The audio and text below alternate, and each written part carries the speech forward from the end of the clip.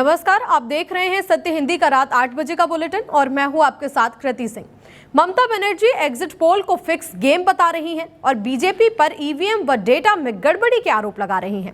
उधर चाणक्य टुडे के आंकड़े बीजेपी को भारी बढ़त दिखा रहे हैं, लेकिन एक्सिस माई इंडिया ने डेटा देने से ही हाथ खड़े कर दिए हैं और कह रहा है कि जनता बोली ही नहीं तो आंकड़े क्या दें। सवाल उठ रहा है कि जब लोग चुप थे तो बाकी एजेंसियों को आंकड़े कहां से मिले। अंतर्राष्ट्रीय मोर्चे पर भी पाकिस्तान, यूएस, ईरान के बीच सुलह कराने में जुटा हुआ है। खाड़ी में ईरान का तेवर भी सख्त है। वहीं गिरता रुपया और महंगा तेल आम आदमी की जेब पर वार कर रहा है। इन्हीं खबरों पर इस बुलेटिन में बात करेंगे, लेकिन पहले देखते हैं दिन भर की 5 बड़ी खबरें। ममता का एग्जिट पोल पर हमला, बीजेपी पर फिक्सिंग और ईवीएम गड़बड़ी का आरोप। चाणक्य एग्जिट पोल में बीजेपी को भारी बढ़त, टीएमसी 100 सीटों के आसपास सिमटी। एक्सिस माई इंडिया नहीं दिखाएगा पश्चिम बंगाल का एग्जिट पोल, नहीं मिला सही सैंपल। पाकिस्तान की पहल तेज, अमेरिका ईरान के बीच शांति के लिए कूटनीतिक कोशिशें जारी। ईरान का अमेरिका को खुला चैलेंज, खाड़ी में नहीं चलेगी अमेरिकी दादागिरी। पश्चिम बंगाल की मुख्यमंत्री ममता बनर्जी ने एग्जिट पोल को लेकर बड़ा हमला बोलते हुए कहा है कि ये आंकड़े फिक्स हैं और बीजेपी के दफ्तर से आए हैं। ममता बनर्जी ने दावा किया कि ये एग्जिट पोल पूरी तरह से मनगढ़ंत है और इसका मकसद टीएमसी कार्यकर्ताओं का मनोबल तोड़ना है, लेकिन असली नतीजों में उनकी पार्टी ही सरकार बनाएगी। उन्होंने भरोसा जताया कि 4 मई को जब नतीजे आएंगे तो टीएमसी 226 से ज्यादा सीटें जीतकर सत्ता में वापसी करेगी।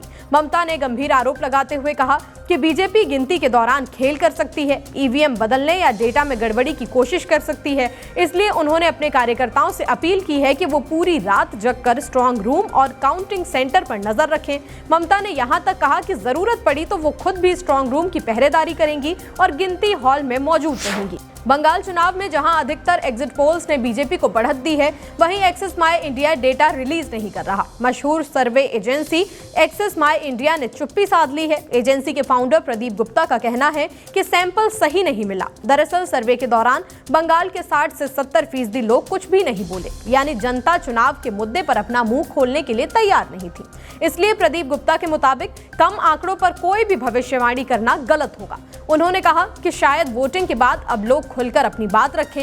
एक्सिस माई इंडिया के इस स्टैंड से बाकी एग्जिट पोल्स पर सवाल और ज्यादा खड़े हो गए हैं। सवाल उठ रहा है कि जब वोटर्स नहीं बोल रहे तो बाकी एजेंसियों ने कैसे डेटा दे दिया। पश्चिम बंगाल के चुनावी मुकाबले पर टुडेस चाणक्य के एग्जिट पोल के मुताबिक बीजेपी को जबरदस्त बढ़त मिलती दिख रही है और पार्टी करीब 192 सीटें जीत सकती है, जो बहुमत के आंकड़े से काफी ज्यादा है। वहीं टीएमसी को करीब 100 सीटों पर सिमटते दिखाया गया है। अन्य को सिर्फ 2 सीटें मिलने का अनुमान है। इस आंकड़े के मुताबिक अगर ये ट्रेंड सही साबित होता है तो बंगाल में सत्ता परिवर्तन तय माना जाएगा। हालांकि अलग अलग एजेंसियों ने एग्जिट पोल में अलग अलग तस्वीर दिखाई है, जिससे सस्पेंस अभी भी बरकरार है और असली तस्वीर नतीजों के दिन ही साफ हो पाएगी। तमिलनाडु चुनाव पर टुडेस चाणक्य का एग्जिट पोल आ चुका है, जिसमें डीएमके गठबंधन लगातार दूसरी बार सत्ता में वापसी करता दिख रहा है। टुडेस चाणक्य के ताजा आंकड़ों के मुताबिक एमके स्टालिन की अगुवाई वाला डीएमके गठबंधन 234 सीटों वाली विधानसभा में करीब 125 सीटें जीत सकता है, जो बहुमत के 118 के आंकड़े से आराम से आगे है। इस सर्वे में सबसे बड़ा सरप्राइज विजय की पार्टी टीवीके को लेकर सामने आया है, जो अपने पहले ही चुनाव में 63 सीटें जीतकर बड़ी ताकत बनाती दिख रही है। वहीं एआईएडीएमके बीजेपी गठबंधन को सिर्फ 45 सीटों के आसपास सीमित दिखाया गया है।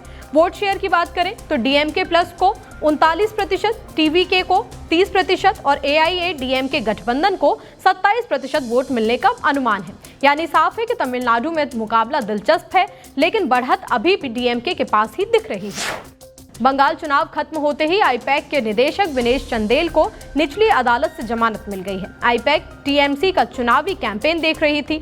दरअसल चुनाव के दौरान ईडी ने मनी लॉन्ड्रिंग का आरोप लगाकर विनेश चंदेल को गिरफ्तार किया। चुनाव खत्म होते ही ईडी ने विनेश की जमानत का विरोध नहीं किया और निचली अदालत से ही जमानत मिल गई। ईडी की वजह से चुनावों में आईपैक और टीएमसी के चुनावी कैंपेन पर काफी हद तक असर पड़ा। कांग्रेस सांसद राहुल गांधी ने केंद्र शासित प्रदेश लद्दाख से जुड़े मसले पर पीएम मोदी और केंद्र सरकार को घेरा है। उन्होंने एक्स पर एक पोस्ट लिखा, लद्दाख के युवाओं ने मुझे बताया कि किस तरह उनके खूबसूरत आशियाने को एक पुलिस राज में बदल दिया गया है। उनकी आवाज दबा दी गई है, लोकतांत्रिक अधिकारों को कुचल दिया गया है और उनकी जमीन और नाजुक पर्यावरण को मोदी जी के अरबपति मित्रों के हवाले किया जा रहा है। राहुल ने लिखा कि लद्दाख के लोग विकास के खिलाफ नहीं हैं, वो रोजगार और उद्योग चाहते हैं, मगर ऐसा विकास जो स्थानीय लोगों को फायदा पहुंचाए। आशा है कि अपने दौरे के दौरान गृह मंत्री इस सच्चाई को समझ पाएं। कांग्रेस नेता पवन खेड़ा के केस पर सुप्रीम कोर्ट ने फैसला सुरक्षित रख लिया है। खेड़ा ने कोर्ट से साफ कहा कि ये मामला सिर्फ मानहानि का है, इसमें उन्हें गिरफ्तार करके अपमानित करने की जरूरत नहीं है। सुप्रीम कोर्ट की जस्टिस जे.के. माहेश्वरी और जस्टिस अतुल चंदोरकर की बेंच ने गुरुवार को इस मामले पर सुनवाई पूरी की और अब फैसला बाद में आएगा। खेड़ा ने सुप्रीम कोर्ट में गुवाहाटी हाई कोर्ट के उस आदेश को चुनौती दी थी जिसमें उन्हें अग्रिम जमानत देने से इनकार कर दिया गया था। ये मामला असम के मुख्यमंत्री हिमंता बिस्वा शर्मा की पत्नी से जुड़े आरोपों को लेकर दर्ज एफआईआर से जुड़ा हुआ है, जिसमें मानहानि और फर्जीवाड़े जैसी गंभीर धाराएं लगाई गई हैं। खेड़ा की तरफ से वरिष्ठ वकील अभिषेक मनु सिंघवी ने दलील दी कि ज्यादातर धाराएं जमानती हैं और खेड़ा कोई भगोड़े तो है नहीं, इसलिए गिरफ्तारी जरूरी नहीं है। दूसरी तरफ सरकार की ओर से तुषार मेहता ने सख्त रुख अपनाते हुए कहा कि दिखाए गए दस्तावेज फर्जी हैं और सच्चाई जानने के लिए हिरासत में पूछताछ जरूरी है।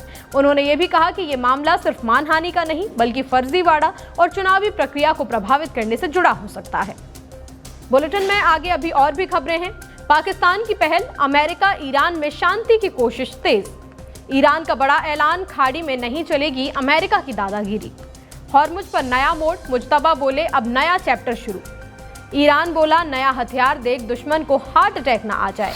पाकिस्तान के विदेश मंत्रालय के प्रवक्ता ताहिर अंद्राबी ने कहा कि उनका देश लगातार अमेरिका और ईरान दोनों के संपर्क में है और युद्ध खत्म कराने के लिए सक्रिय रूप से कूटनीतिक कोशिशें कर रहा है। उन्होंने साफ कहा कि पाकिस्तान के जरिए जो भी संदेश जाता है उसे ईमानदारी से दूसरे पक्ष तक पहुंचाया जाता है। अंद्राबी के मुताबिक कूटनीति की घड़ी रुकी नहीं है बल्कि लगातार चल रही है और बातचीत के पुराने और नए दोनों प्रस्ताव मेज पर हैं। उन्होंने उम्मीद जताई कि दोनों देशों के बीच सीधी बातचीत होगी और इसी रास्ते से तनाव खत्म हो सकता है। पाकिस्तान ने यह भी कहा कि उसे भरोसा है कि बातचीत के जरिए हल निकलेगा और अमेरिका ईरान के रिश्तों में स्थिरता आएगी। इस बयान से साफ है कि ये युद्ध के बीच अब शांति की कोशिशें भी तेज हो रही हैं और दुनिया की नजर इस कूटनीतिक पहल पर टिकी है।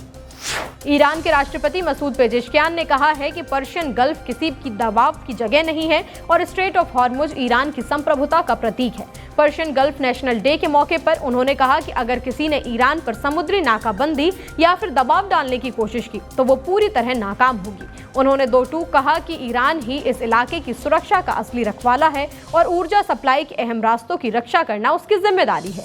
ईरानी राष्ट्रपति ने अमेरिका और उसके सहयोगियों पर निशाना साधते हुए कहा कि अब दबाव की रणनीति जमीन से हटकर समुद्र और अर्थव्यवस्था तक पहुंच गई है, लेकिन ये अंतर्राष्ट्रीय कानून के खिलाफ है। उन्होंने चेतावनी दी कि अगर पर्शियन गल्फ में कोई अस्थिरता होती है तो उसकी पूरी जिम्मेदारी अमेरिका और उसके सहयोगियों पर होगी। इस बीच ईरानी सेना ने भी बड़ा दावा किया कि अमेरिका की बाधा डालने की रणनीति अब फेल हो रही है। IRGC का कहना है कि अमेरिका ने चीन, रूस और यूरोप को रोकने के लिए समुद्री दबाव की योजना बनाई थी, लेकिन अब हालात ऐसे बन रहे हैं कि ईरान इसके खिलाफ एक बड़े गठबंधन का केंद्र बन चुका है। ईरान के सुप्रीम लीडर मुज्तबा खामेनेई ने एक बड़ा बयान देते हुए दावा किया है कि पर्शियन गल्फ और स्ट्रेट ऑफ हॉर्मुज में अब नया चैप्टर शुरू हो चुका है।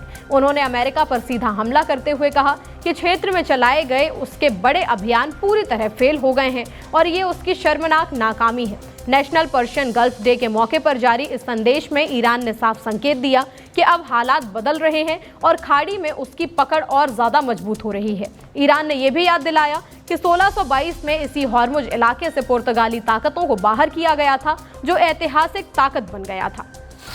ग्लोबल तनाव और महंगे कच्चे तेल की वजह से रुपया ऐतिहासिक गिरावट के साथ 95.20 के रिकॉर्ड लो पर पहुंच गया है। गुरुवार सुबह बाजार खुलते ही रुपया 32 पैसे कमजोर होकर 95 के पार पहुंच गया। इस गिरावट की सबसे बड़ी वजह अमेरिका और ईरान के बीच बढ़ता तनाव बताया जा रहा है। इस तनाव के चलते अंतर्राष्ट्रीय बाजार में कच्चे तेल की कीमतें आसमान छू रही हैं। महंगा तेल भारत के लिए बड़ी मुसीबत है क्योंकि इससे हमारा आयात खर्च बढ़ जाएगा। दूसरी ओर निवेशक डर के मारे अपना पैसा बाजार से निकाल रहे हैं। अमेरिकी फेड रिजर्व के फैसले ने भी डॉलर को और ज्यादा मजबूत कर दिया है। साल 2026 में अब तक रुपया करीब 6% तक टूट चुका है। जानकारों का मानना है कि अगर युद्ध का खतरा बढ़ा तो रुपया और गिरेगा और आम आदमी के लिए इसका सीधा मतलब है कि महंगाई और ज्यादा बढ़ जाएगी। पेट्रोल में मिलाए जाने वाले एथेनॉल के उत्पादन में बेतहाशा पानी बर्बाद हो रहा है, जो जल संकट को बढ़ाने वाला है। पेट्रोल में एथेनॉल मिलाने की ये सरकारी योजना भारत में पानी का गंभीर संकट पैदा कर रही है। दरअसल सरकार विदेशों से तेल मंगाने का खर्च कम करने के लिए पेट्रोल में एथेनॉल मिला रही है। ये एथेनॉल चावल, गन्ना और मक्का जैसी फसलों से बनाया जाता है जो बहुत ज्यादा पानी पीती हैं। आंकड़े चौंकाने वाले हैं क्योंकि सिर्फ 1 लीटर एथेनॉल बनाने में करीब 10,000 लीटर पानी बर्बाद हो रहा है। अगर चावल की बात करें तो 1 किलो चावल उगाने में ही 3 से 5 लीटर पानी लग जाता है। सरकार अब गरीबों के कोटे का चावल भी शराब भट्टियों और एथेनॉल मिलों को भेजने की तैयारी में है। विशेषज्ञ चेतावनी दे रहे हैं कि इससे दिल्ली और बेंगलुरु जैसे 21 शहरों का भूजल साल 2030 तक खत्म हो जाएगा। सबसे बड़ी विडंबना यह है कि खेती के लिए पानी इस्तेमाल करने पर किसानों को कोसा जाता है, लेकिन वही फसल जब फैक्ट्रियों में ईंधन बनती है तो उसे साफ ऊर्जा का नाम दिया जाता है। महाराष्ट्र और उत्तर प्रदेश जैसे राज्यों में जहां पहले से ही पानी की किल्लत है, वहां एथेनॉल मिलें तेजी से जमीन का पानी सोख रही हैं। अगर ये सिलसिला ऐसे ही चला तो आने वाले दिनों में गाड़ियां तो दौड़ेंगी लेकिन लोग प्यासे ही रह जाएंगे। फिलहाल इस बुलेटिन में इतना ही। देश दुनिया की तमाम बड़ी खबरों के लिए आप बने रहिए सत्य हिंदी के साथ। नमस्कार।